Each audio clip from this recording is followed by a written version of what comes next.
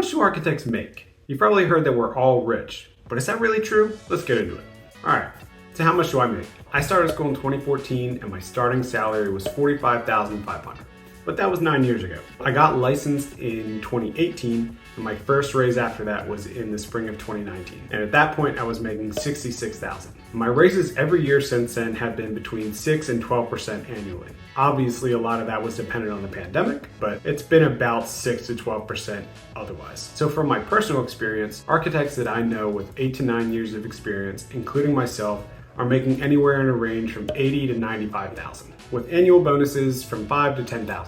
But this is heavily dependent on a number of things. So where you live and where you work, the market sector you work in, whether you're doing education or corporate or data centers, the size of your firm, if you're working in a 10-person firm versus a 5,000-person firm, those are gonna be very different salaries. And the value your firm places on its employees. If one firm values its employees more than the other, they're probably gonna get paid more. So let's look at the data. According to the Bureau of Labor Statistics, the average pay for an architect in the US was just over $80,000 in 2021. Now, when we look at the high and low end of that pay, we can see some pretty big differences. The lowest 10% earn less than $49,000, while the highest 10% are earning over $129,000. So it's a very big range. If we go a little bit deeper, we can look at some of the top paying states. So as expected, places like DC, New York, and California have some of the highest salaries. But surprisingly, Mississippi comes in as the state with the second highest salaries. So a really great tool you can use is the AIA compensation calculator. You can select your role as an architect or project manager, and then you can select the area of the country that you live in, and it'll show you the median salaries at the 25th, 50th, and 75th percentile. So this is extremely helpful if you're trying to figure out, what you should make in comparison to maybe some of your friends that live in a different state, or maybe they have a different role. Maybe you're an associate, maybe they're doing something that's a little more specialized in design or in BIM. So if you're looking to talk about a raise with one of your managers, this is a great thing to bring to the table to show them that maybe you're being underpaid. So for example, if I select project manager from the drop-down list, and then I select West South Central because that's the region that Texas falls into, I can see that the median base pay is about $93,000 with about $8,500 in bonuses. You can customize this based on what you do and where you live and figure out what you should be making. Now, if you want to get into data on more specific locations or maybe even firms, Glassdoor is a great resource for that. Glassdoor is a website where users can anonymously input their salaries and their roles, which is a great resource for everyone else that's looking for, how much does this firm pay? What am I going to make if I take this position at this firm? You can look at salaries of a specific title in a specific firm in a specific city. So let's say I wanted to look for salaries of an entry-level architect in Dallas at Gensler. I can use that site and find that information. And then when I go to the interview and I get my offer, I can use that data to decide if I want to counter, if I want to take the offer because it's better than what others are getting paid. Okay, so let's talk about how you can make more money. So staying at a firm is definitely one way to put you on a path to earn more. A lot of firms put a lot of value on someone that's been at their firm for a long time. They know how they do things, they know how everything runs. So that could put you in line for a promotion, which is going to come with a pretty big pay raise typically. Now on the other hand, like many other professions, leaving one job and starting another typically comes with a pay raise. So moving from job to job to job every year is a fast way to increase your salary.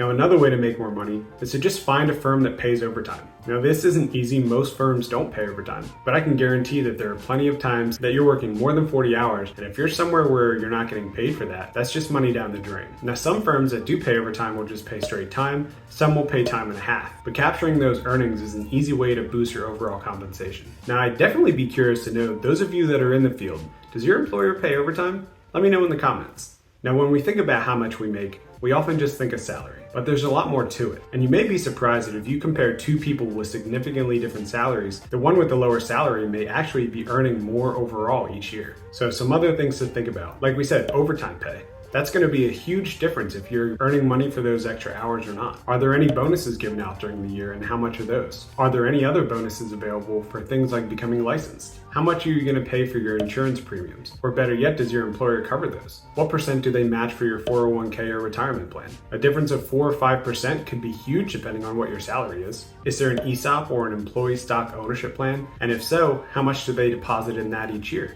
Some firms participate in the student loan repayment program, reimbursing you for half of all of your student loan payments, up to $5,250 per year. And that program goes through 2025. So let's talk about the hours spent. The stereotype that we all hear is architects are rich. We hear it everywhere, it's in pop culture. And while architecture can allow you to make a good bit of money once you've got some experience, this stereotype still doesn't feel true to me or to anyone else I personally know in the industry. And that's because of the number of hours architects work. We commonly don't feel like we're making enough for those hours. So how many hours a week do architects typically work? Speaking from personal experience, I most recently spent a 5-month period working 50 to 55 hours per week. And there have been multiple stretches of my career where I've worked 60 plus hours a week for 3 months straight. And I don't say that with pride. I'm the kind of person that really values my personal time. And I try to get my work done as efficiently as possible to avoid working extra hours whenever I can. There are times where I work 40 hours a week and, where I work somewhere between 40 and 45 hours a week. It's dependent on deadlines, how many projects you're on, and what other responsibilities you have at your firm outside of producing documents. These trends continue for my wife,